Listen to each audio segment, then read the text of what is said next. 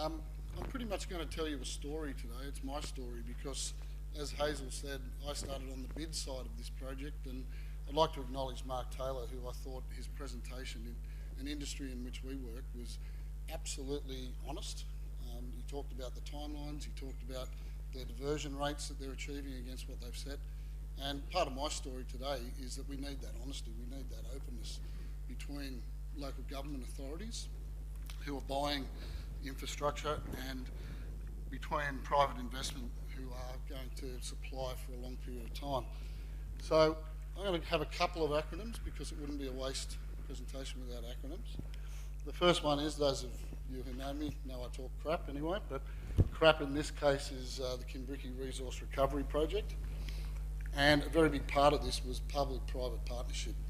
And that's defined as long-term arrangements between public and private sector for the delivery of service enabling public infrastructure. So I'll explain a little bit more why we were captured by PPP requirements. My story started on the bid side. I attended the 2010 industry briefing of Kimbriki as a Suez employee. I accompanied delegates of the Kimbriki board and officers and general managers of the councils who owned Kimbriki on 2 tours of Europe in 2010 and 2012, where they were going off to see a lot of new infrastructure that operates in Europe. And I can see Aaron Hudson walking in, and hello Aaron, because Aaron started this whole journey. I just wanted to show you where we are. We're on the northern beaches of beautiful New South Wales. We operate in a valley landfill, and we also have a lot of recycling initiatives on the site. We're surrounded by 2 national parks, and our closest residence is within a couple of 100 metres of the site. So it's a pretty interesting site. That's just a visual. We have household recycling aggregation. We have an eco centre, house and garden, which we've got an on-site ecologist who runs that, an education facility, which is pretty well, I would say, world-renowned, Peter Rutherford. We also have 4 contractors on the site who are doing garden organics, 90,000 tonnes, that's Australian native landscapes. We have construction and demolition facility run by concrete recyclers. We also have a power shift tractors, landfill and transfer station operation. And we run a buyback centre, so tomorrow Mark Windsor will talk to you about our buyback centre. And basically at the bottom of the site, we've got our leachate pond, and right on that border is a creek, and that creek runs into Narrabeen Lagoon. So we've had, I think conservative estimates are we've got 900 million litres of leachate under that landfill going around and around. So we're building a leachate treatment plant that will commence operations at the end of this year. So who's Kimbriki? Kimbriki is an independently operated, incorporated proprietary limited company with a board of directors owned by what were the former Manly, Pittwater, Warringah Council and Mossman Council as a smaller shareholder. So in 2009 we were incorporated, and the first job was not only to run the asset for the councils, but to go out to market and procure an alternative waste treatment facility. And that's the project, the Kimbriki Resource Recovery Project. And the purpose of that was to introduce a food and garden collection system and to also process the organics depleted mixed solid waste. Also part of the project at the time was a 60,000 tonne materials recovery facility. Through the process, we did a market review and we felt there was sufficient capacity in the existing market not to go out and procure that, so we separated that. We haven't done it yet. We're probably lucky we didn't at the moment. So what do we want to do? We wanted to process about 55,000 tonnes of organic depleted material. We wanted to process 32,000 tonnes of garden organics with food in it. And we were going to have those in a single alternative waste treatment facility. That facility was to produce a compost from the food and garden stream, which could be sold and used for land application.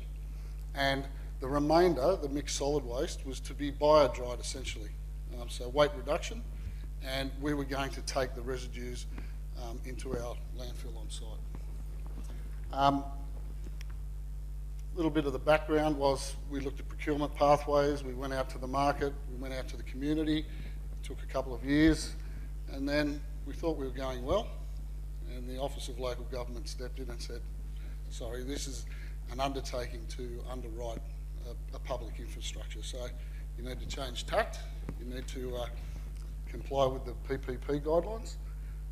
We got shareholder endorsement to do that, and we ultimately got approvals for an operating facility on our site. So a lot of councils don't have that luxury, they don't have a site, and they certainly don't go to market in a lot of cases having approvals. We then went through a lot of due diligence, a lot of documents, and our structure requires us to have approval through the board and then approval through our shareholders. So it's pretty complex.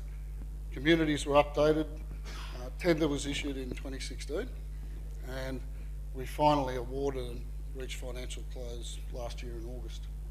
And the contract commences in 2019, and I'll tell you a little about what we've got. So just in terms of structure, you can see this is quite complex from a project documents perspective. I know Garth's in the room.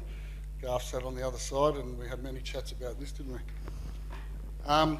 Of course, the proponent needs guarantee of waste supply. So you can see that there's a waste service agreement with each of those councils flowing down into the Kimbriki company. We have a head lease with the landowner, which was Warringah Council, and then we have a project deed between Kimbriki and the project company. Project company needs finance. Financiers want to know that if Kimbriki falls over, and we're a small company, we don't have a lot of assets, we effectively manage the asset for our shareholders. So we can't borrow, they don't give us any guarantees. So the financiers are a little bit nervous. So there was a side deed put in place. And that side deed allows, in the event of insolvency or anything else where key disappears, that the councils and the contractors can directly contract. But it was quite complex to put that all together. And of course there was a side deed for the debt finance as well. So a management agreement sat over the top of that, which was between the various council owners and ourselves. So a lot of documents, a lot of legals. What I want to share with you now is just my view. This is my personal view. That's the disclaimer out the front. If I make any generalisations, I apologise, but this is what I experienced. So if you're going to regionally collaborate as a group of councils, you've got to be fully committed. I mean, it goes without saying, but you've got to get your advisory committees involved. You need to have an alliance approach, and an alliance approach is best for project, and that means the other party's got to have some win-win. So if you're not prepared to do that, I wouldn't start. You can't afford to execute over 2 or 3 or more council cycles, because part of the educative journey is your councillors and fully elected council who are going to sign this deal. So if you've constantly got to go back and tell the new group why you're doing this, it's very, very difficult. Don't leave the councillors in the dark. Keep them up to date with what's changing. And don't alter your strategic objectives, because then you've got to go back and consult the community, you've got to go and re-educate.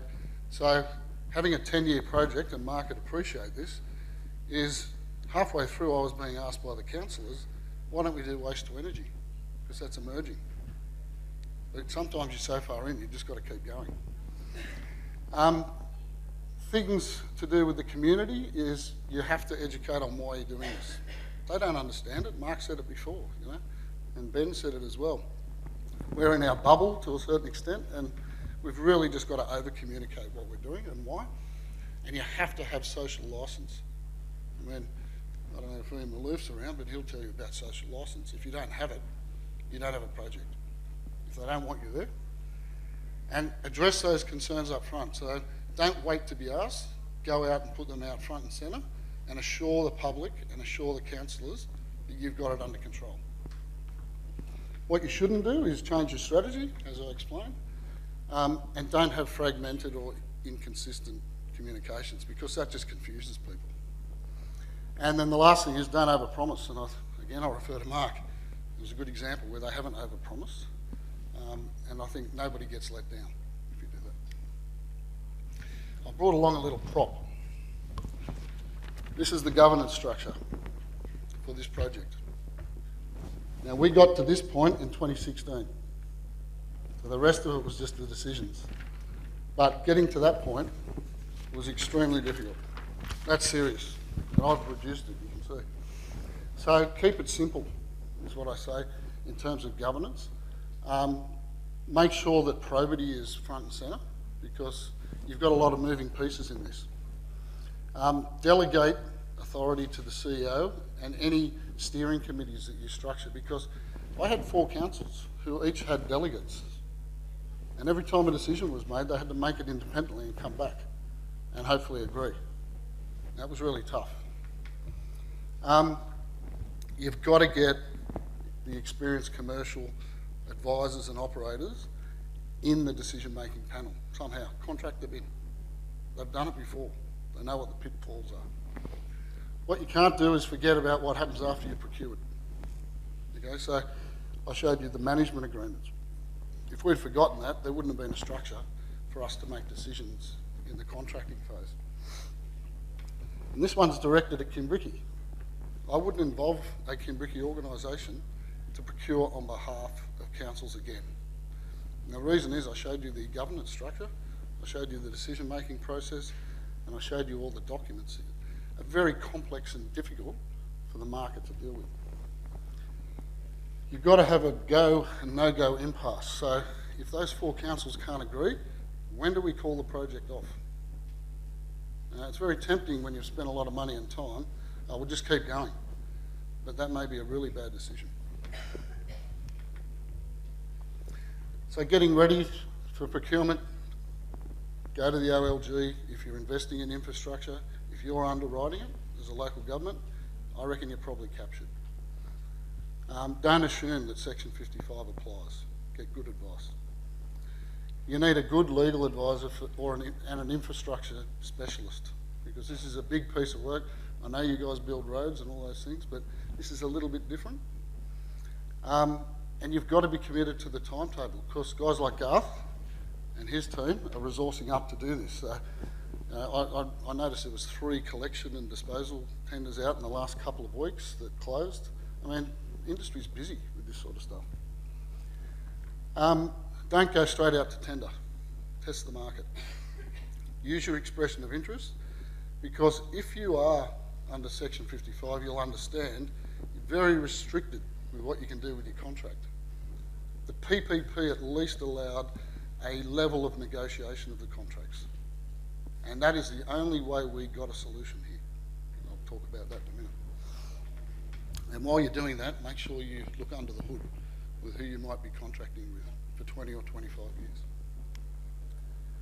From a resourcing point of view, I was the dedicated project director, but I didn't come in until 2014. So for 5 years, you had the council officers and you had the key officers, and I'm looking at Mark Windsor here, and I'd like to congratulate him because he did all the heavy lifting. It's really tough, and it just doesn't get moving fast enough. If you're going to have a legal counsel on behalf of the councils, however many of you there are, just have one. Okay? Give him a delegated authority to act on behalf.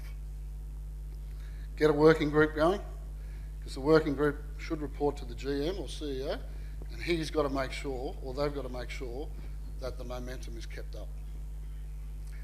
Don't under-resource it, and if you miss your deadlines, well, we'll end up like Mark and I, 10 years down the track. Get your budget prepared by an infrastructure specialist, because, let's be honest, local government doesn't have these guys sitting around.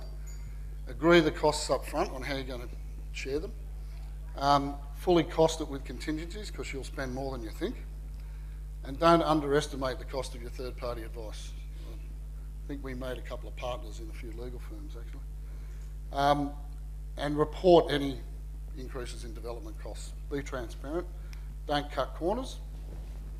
From an approvals perspective, if you can, offer a site. And if you have a site, try and get approvals, but don't make sure they're not prescriptive. Ours was very prescriptive. It was tunnel composting. There was very restrictive conditions around operating. So try and leave that black box a little bit open. Start early and assume delays. We've seen some of the other projects' delays. Don't assume that the private sector can find a plot of land to do this on. It's really important you understand that. And make sure that you can modify whatever approval that you've got. So in terms of risk allocation, I heard that talked about earlier. Get experts involved. Make sure councils understand if they don't want to take any risks, they're probably not going to be able to afford what they want. And don't assume that OLG, if it's a PPP, will accept your risk allocation because they're checking that. And the last point is don't negotiate amongst yourselves. That cost us a lot of time. We were trying to get a perfect contract out to market, and you'll never do it. Important slide, this is diversion versus gate fee. Very quickly, council, blue line at the bottom was where councils were today for food and garden, for garden, organics and MSW, and their price. And then you'll see the grouping out in the top right. That's what the market gave us on the basis of what we asked for in our contract and some modified contract terms. The intersected red line is what me and the team modelled the price would be. But we knew the risks intimately. The market didn't, so it's no surprise they were on that right-hand side. So in summary, we didn't construct the facility. We got a processing solution at an existing facility. 10 years contract term with 5-year option. We didn't have to change the bin systems. We get 55% diversion from MSW, and the pricing's broadly in line with what landfill will be in 2019. And the sweetener was there's an option for the council to purchase a regionally strategic waste asset at the end of that contract. Thank you.